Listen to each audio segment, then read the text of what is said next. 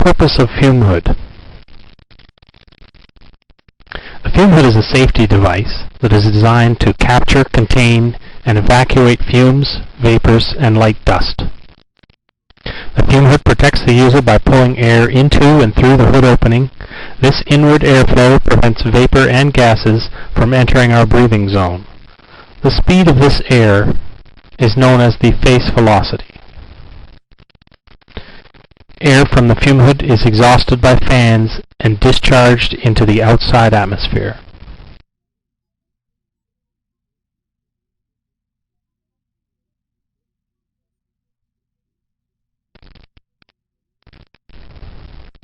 There are two types of sliding doors, sashes, on the front of fume hoods in common use. The vertical sash is the most common and moves vertically only. The combination sash consists of horizontally sliding panels in a vertically rising frame. Operation of each type of hood sash is slightly different. Acceptable sash use. This vertically rising sash is set at the working height. The safe working height may vary from hood to hood. Check the fume hood for labels indicating the safe working height. Notice how the operator's face is protected by the laminated safety glass shield. A clear view is afforded by looking down through the glass at the work.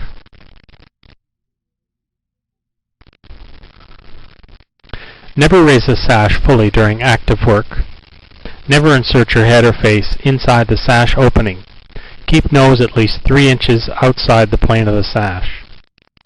Wide open sash may result in unacceptably low face velocities, and vapors may escape from the hood into the laboratory.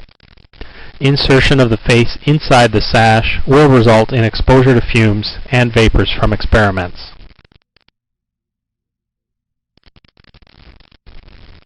Always fully close the sash when the hood is unattended. Open sash on unattended hoods may expose passers-by. Active experiments may go awry. Closed sash will help to contain hazardous materials even if the hood is unattended.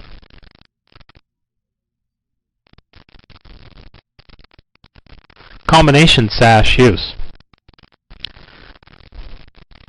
Acceptable combination sash use. Sash frame is in the down position. The operator inserts arms only through small opening at center. Left and right openings are also acceptable. This position, however, does not provide effective face protection from flying debris. It will, however, contain vapors and gases.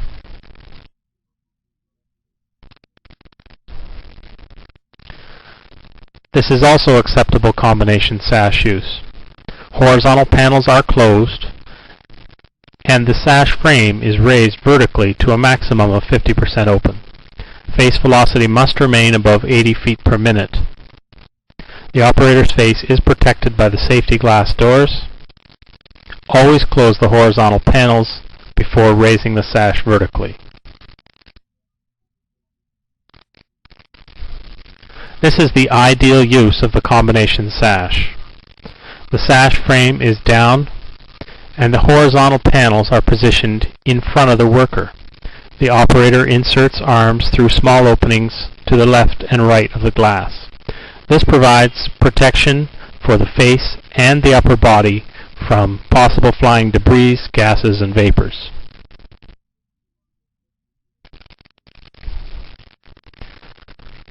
This is unacceptable use of a combination sash. Never insert the head or face inside the sash opening. Again, keep the nose at least 3 inches outside the plane of the sash. Insertion of the face inside the sash will result in exposure to fumes and vapors from experiments. Apparatus location. Always locate apparatus at least 6 inches behind the sash plane.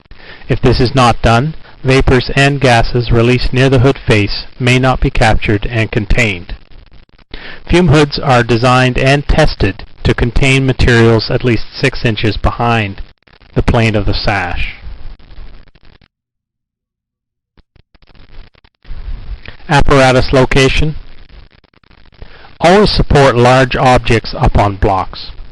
The airspace beneath the large objects reduces airflow disruption and vapor buildup in front of the object.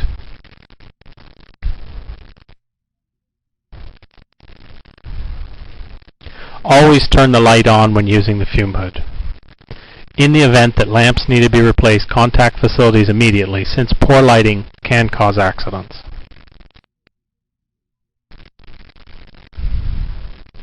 Hoods must be kept clean and uncluttered. Only small quantities of materials should be stored in the hood. Large objects in the fume hood needlessly disrupt proper airflow and reduce the protection provided. With poor and unsafe housekeeping, severity of a fire increases since greater quantity and variety of materials become involved.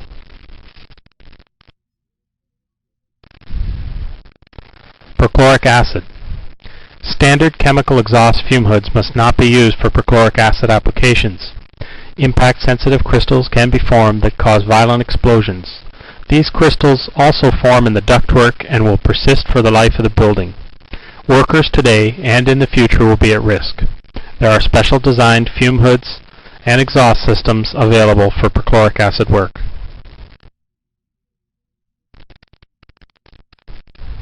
High heat. Avoid the generation of large amounts of heat in the fume hood. High heat loads within low volume or variable volume type fume hoods can overcome the negative pressure that the fume hood requires to provide containment. Special fume hood configurations are available for high heat loads. Low flow fume hoods are not suitable for applications that produce high heat loads.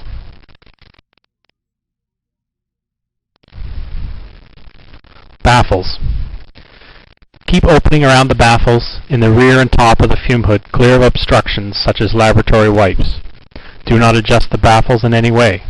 Only qualified airflow personnel should adjust baffles or duct dampers. Airflow may be affected and workers could be exposed if baffles are improperly adjusted.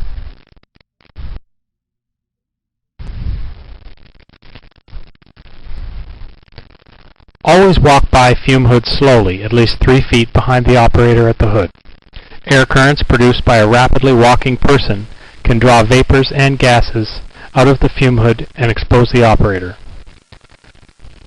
Notice how the lab worker walks slowly and at least 3 feet behind the operator.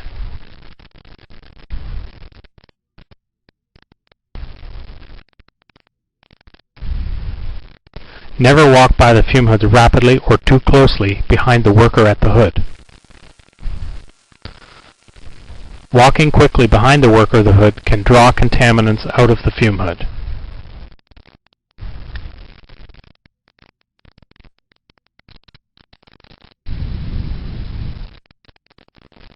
When removing objects and arms from fume hood, always move slowly in a direction parallel with the airflow.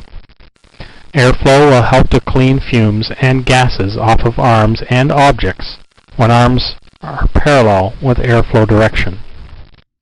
Notice how the operator steps away 2 or 3 feet before moving sideways.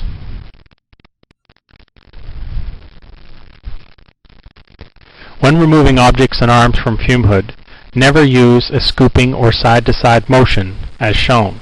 Movement across the fume hood will defeat the inward airflow and may cause fumes and vapors to be drawn out.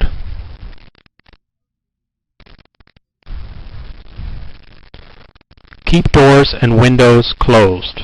Open windows and laboratory doors that are propped open cause disruptive air currents that can compromise fume hood performance and place operators at risk. Heating, cooling, and ventilation systems are designed to operate with laboratory doors and windows closed. Escape routes. In the event that the lab needs to be evacuated due to an event in the fume hood, plan the escape route in advance. Do not cross in front of a fume hood.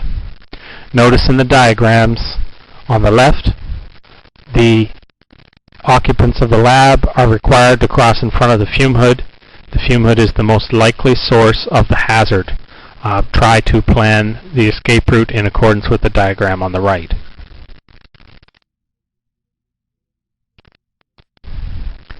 Alarms. Verify the operation of the fume hood alarm daily.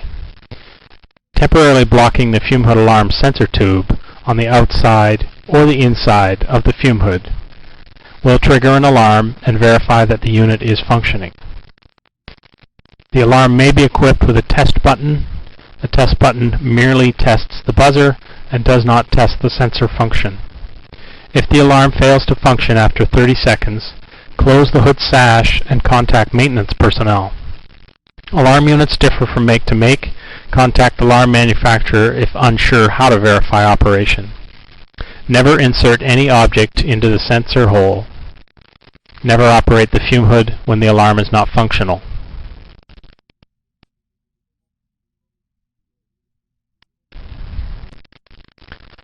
Do not defeat the alarm function in any way, and do not tamper with the alarm settings or calibration. When the alarm sounds, lower the sash and step away from the hood. If the alarm does not reset, evacuate the area and contact maintenance personnel. There may be a malfunction in the exhaust system.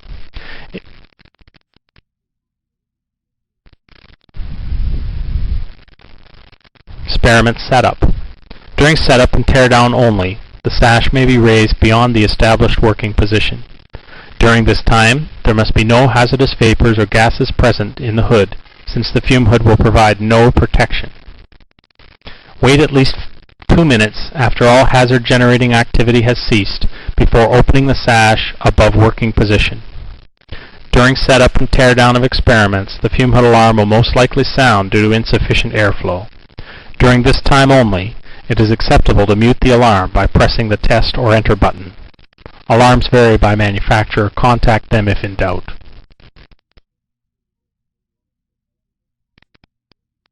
Electrical safety.